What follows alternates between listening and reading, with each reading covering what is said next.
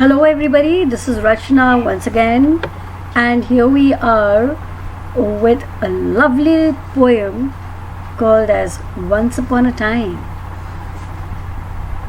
You must be thinking, is ma'am kidding? She just said it's a poem. Isn't it supposed to be a story with the title Once Upon a Time? We generally start with a story. Once upon a time, there was a little boy who had a beautiful smile, and his laughter would make everybody thrilled. He would just giggle away. But then suddenly, as the years went by, he just lost that charm of his, original smile and laughter. Well, a little more about the story a little later. We'll finish that later, of course. But yes, this poem definitely has to do with smiles. Yeah. Well, what we shall do is, first of all, get over and done with about the poet. So, when we talk about the poet, let's understand that Gabriel Imomtimi Okara was a Nigerian poet, and he was a novelist too. He was born in Nigeria on 24th April 1921, and he died on 25th March 2019. He won a literature prize, that is Nigeria Prize for Literature, right? And children, whenever we go through his writings, we definitely find that there is something, which he is always telling about the Nigerian independence, or the way they were, how they, the discrimination between the blacks and the whites was. Since I'm sure if you look back in history, you will understand that Nigeria, being in Africa, was, ruled by the Britishers. It was a colony. Yeah. So, after his first poem, The Call of the River Nun, won an award at the Nigeria Festival of Arts in 1953, several of his poems were featured in the Nigerian literary journal, Black Orpheus. In his poetry, Okara draws from Nigerian folklore and religion while exploring extremes within daily life through circular patterns. Alright? And apart from that, the Fisherman's Invocation, 1978, Okara has published two collections of children's poetry, Little Snake and Little Frog, and An Adventure to Juju Island. So you see, just as black writers in the United States and the Caribbean have faced the problem of how to express themselves in the language of those who enslaved them, black African writers have experimented with different ways of communicating in European languages. The experience of colonization and the feel of their traditional cultures. Among the most famous West African writers working in the English language is our very own Gabriel Okara. So you see, when we talk of Okara, we understand, we understand that how the people have had, their own issues and problems. So you see, when we talk of this poetry, this particular poem, Once Upon a Time, it's actually a beautiful poem. It's very, very nostalgic, and at the same time, while reading, one might get hilarious. One might just feel like laughing as well. Though of course it is a satire, So when we say that one would feel like laughing, you really tend to think that is it really so, that why should one want to laugh at this?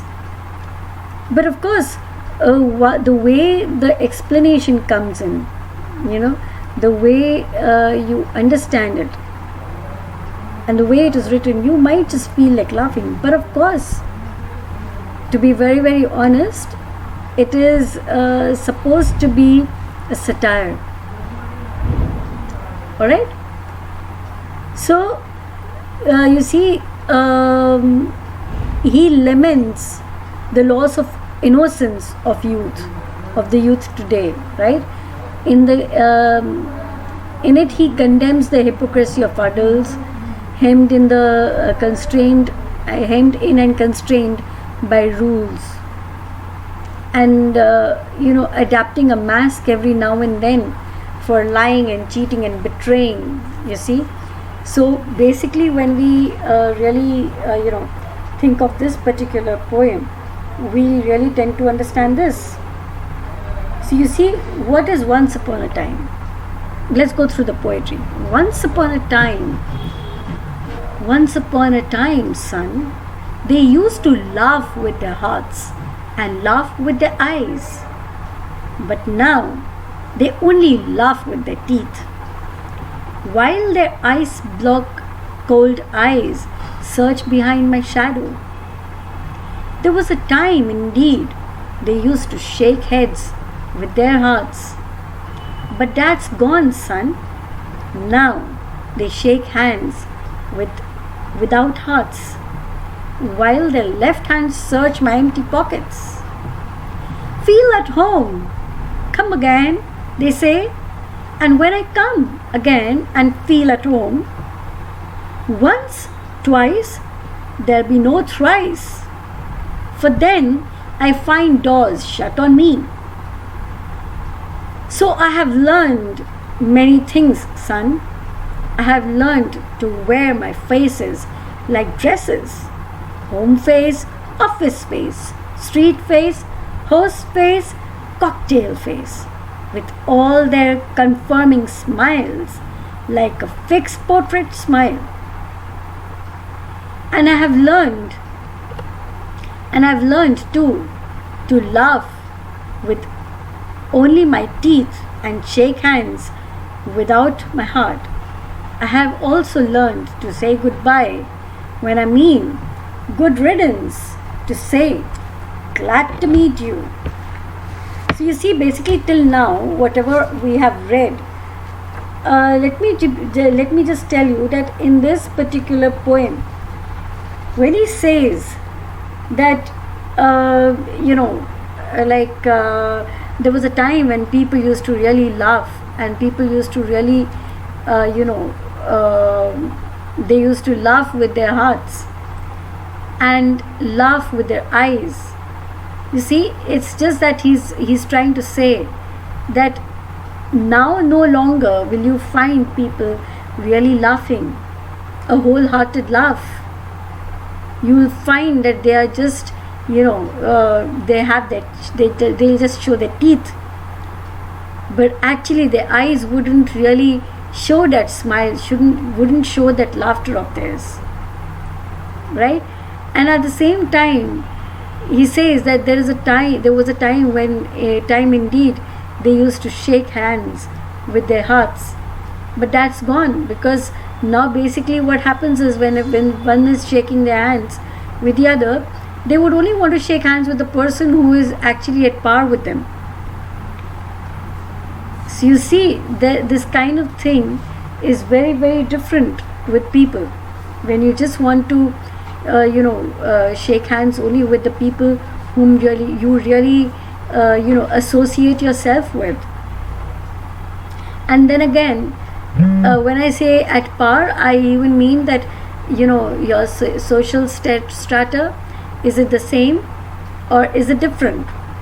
And then how many times when somebody comes home, you'll sit and talk to them and you'll say, oh, come on and let's meet up sometime, and do feel at home when you come. And you might just welcome a guest once or twice, but certainly not every time. And then the moment the person comes in, you have a very wicked smile and you just want to shut the door on them. So this is what he says. It's like you see, when the person comes and you're sitting and smiling and saying, oh yes, of course, I do understand what you're saying, and then suddenly within you are saying, why the hell is this person still sitting here? Don't tell me I need to make a cup of tea for this person. So you see, this is the way people actually behave, and this is the way the people actually treat the other one. So he says, so I have learned many things, son. I have learned to wear my faces like dresses. So you see, when you have a dress, you say that, oh no mom, I can't wear this dress to school because my uniform is different. And then when your uniform is over and done with, you come back from school. What is it? You suddenly say, mom, I don't think I really want to wear my school uniform at the moment. Let me wear something else. And then if you pick out something which is very different, you want to wear it outside. So what does your mom say? She says, no, you can't wear this dress. You've got to wear something different. You've got to wear your home clothes. Right? So you see, there is a dress for every occasion. And similarly, a smile is also there for every occasion today. When you are clicking a snap, there's a different smile. You're taking a selfie, there's a different smile. And then similarly, if you are just meeting somebody you really love and you really want to meet, you have a very beautiful smile. So you see, with every occasion, your smile changes. You are at a party, your smile is different. So you see, it looks as if everybody is trying to, have a different smile for everything, right? And this is what he says. He says that today when you laugh with only your teeth. Your heart is not in the laughter. And when you want to say goodbye, you really just say, okay, goodbye. You don't really want to say see you next time. You want to just say, oh, thank God this person is gone. I'm so delighted that this person is really gone, right? So this is what they say. And to say glad to meet you without being glad, right? This is what they actually say. They really don't want to sit and talk to you. Now this could be because of any reason in today's hustle bustle, the lifestyle, everything. But actually what this poet is trying to tell you is that why can't we go back? Why can't we just go back to what we really were, right? And then he says, but believe me, son, I won't be what I used to be when I was like you. I want to unlearn all these muting things. Most of all, I want to relearn how to laugh. For my laugh in the mirror shows only my teeth, like a snake's bare fangs. So you see, children, what is he saying? He's saying that, you got to believe me that I really want, to be the way you are right now. I want to unlearn whatever I have learned in today's life. I don't want to be what this entire life is all about. I want to unlearn all this. Because today, when everybody is smiling and you look at yourself in the mirror, you only tend to see your teeth, as if a snake, when he shows his fangs are the teeth from where the poison comes out. So he says that if you look at them, it's just that. So show me, son, how to laugh. Show me how I used to laugh and smile once upon a time when I was like you. So he says that I want you to show me how to laugh. I want you to show me how to be what I used to be. Right? I want to learn all this once again. And again, I want to be the way you are today. This is what he's saying. And children, now when we're talking about this, let's understand, you see, the entire poem is basically about childhood and about hypocrisy, the way the people are today and the way they have always been. So you see, let's analyze a little of this poem, all right? Because you see, the poem is receives a lot of criticism and a lot of it has it's a very different narrative, all right?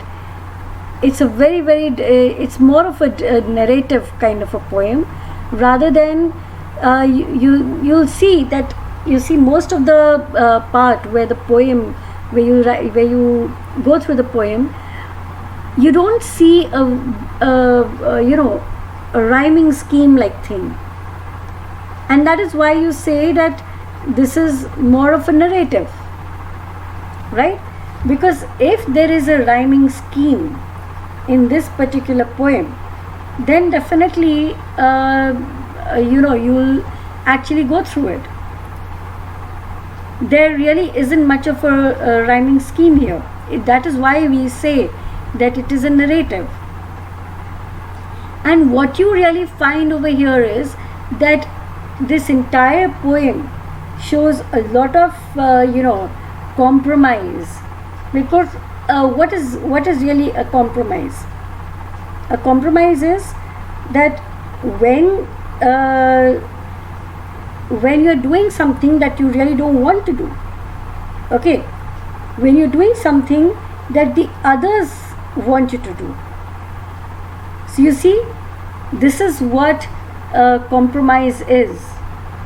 And why we can say that this is cultural alienation? Because of the fact that the blacks, they were treated differently. So you see, this is why the cultural alienation comes in, where this particular poem is. Now you can see that the poet says that, you see, I have learned to wear many faces. There is an angry face, there is a laughing face, there is a face which is very sad, and so on and so forth. And at the same time, in every stanza of this poem, you will find that there is loss of innocence. Okay? So now let's understand that when we're talking about this poem, that this particular poem is supposed to be, the tone of the poem is supposed to be really sad. Like I said, it's a satire on the society. It is a satire on the people. Yeah? And it has a very sad tone. So when we talk of a sad tone, what do you think could be the figure of speech here? Well, this particular poem, if I actually say, has various kind of figure of speeches over here, right?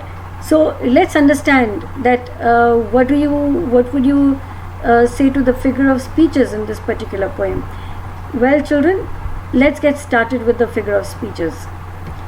First and foremost thing that I want you to know, that this particular poem, when we're looking at it, it has something like a lot of irony in here. Okay, when we're talking of this particular poem and we say that there is irony, why do we say that there is irony? Because the poet can be what he really wants to be, but then at the same time we see that he is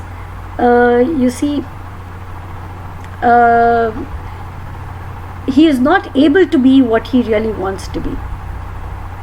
Okay, and why he really cannot be what he really wants to be is because of the fact that every time that he is being spoken to, and the people he meets, they actually you know, they make him something different. This is not something that he really wants to be. Okay, so that is the reason why we can say that in this particular poem there is a lot of irony throughout the poem. On the other hand, if we talk about it, we can say that this particular poem has personification. Like there is this line, while the ice block cold eyes search behind my shadow. So we have personification, like I have already explained personification earlier. Then we have simile. Children, remember, simile is an implied metaphor is an implied simile, and hence simile has to have like or the word as, right?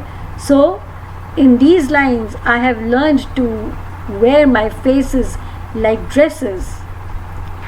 They're comforting smiles, and they're confirming smiles like a fixed portrait smile. My teeth like a snake's bare fangs. So we have another figure of speech. Then we have parallelism, where you have these lines: home face, office face, street face, host face, cocktail face. And then consonants: once, twice, but that's gone, son. So you see, you have in once you have CE, twice you have CE, and then gone, son, you have again gone and son, right? So here you have consonants. Now again, as I said, that the rhyming scheme has very irregular rhyming scheme. It's very, very irregular. Okay? So children, let's understand that this particular poem has 7 stanzas, right? And these are the figure of speeches. Like you have personification, simile, parallelism, and then consonants. And like I said, it is really ironic. I won't say that there is irony, but I'll say that this particular poem is really, really ironic because of the way that we people have to deal with each other, right? We may not want to deal with everybody in the way that we are actually dealing with them, but then this is the way it is, because you see, there is hypocrisy everywhere. In this particular poem, he has dealt with themes like loss of dignity and pride, compromising culture, the culture alienation, and then we have hypocrisy here, right? So when we're talking about all these things, we have to understand that this poem by and large is because of the effects of the European culture on the African people, right? So, well, all that I can really say towards the end is that always be yourself, okay? Be what you really want to be. Don't be what others want to see you as. Just be yourself, alright? So, thank you very much. Have a wonderful day, and I hope you enjoyed going through this poem. But children, there is one more thing, that you are going to get another part of this poem where I'm going to explain this entire poem to you in a lot of detail, alright? Where children from class 9th onwards can actually understand this poem in greater detail, alright? Thank you so very much. Have a wonderful day.